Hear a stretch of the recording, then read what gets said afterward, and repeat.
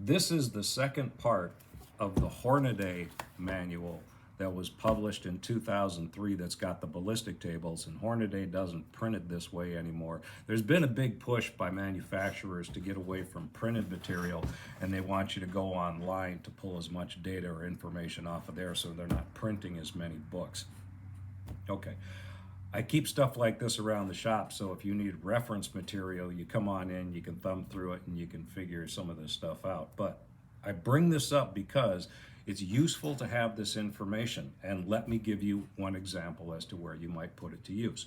You're going camping, you're going hiking, and you're going to be in bear country, and you're thinking as part of your kit that you're going to take along, let's say you've got a Smith Model 29 44 mag, and you're going to load that with 240 grain bullets.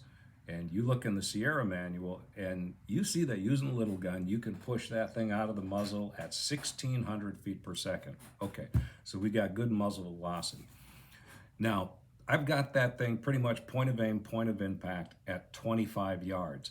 Now, I would like to understand my trajectory out to say 100 yards, because if I got a trail that I'm bumping down and all of a sudden I see a brown, the brown sees me and turns on me, I don't want to have to think about, okay, what's happening with this elongated arc with this projectile? This thing's coming straight at me.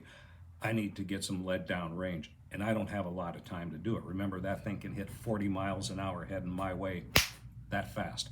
So, something that's pretty good to know is your trajectory. So if you've got point of aim and point of impact at 25 yards, it is useful to know that at 50 yards, you have not even dropped a half an inch, less than a half an inch. At 75 yards, now you've dropped 1.3 inches. At 100 yards, you've dropped 3.6 inches.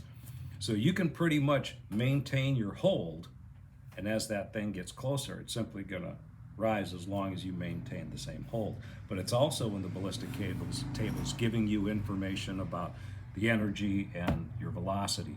So at 100 yards, that bullet that left the muzzle at 1,600 feet per second is now doing 1,300 feet per second.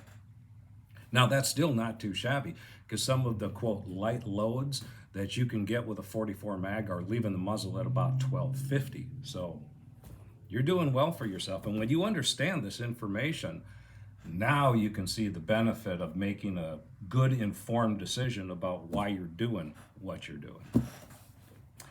Happy trails.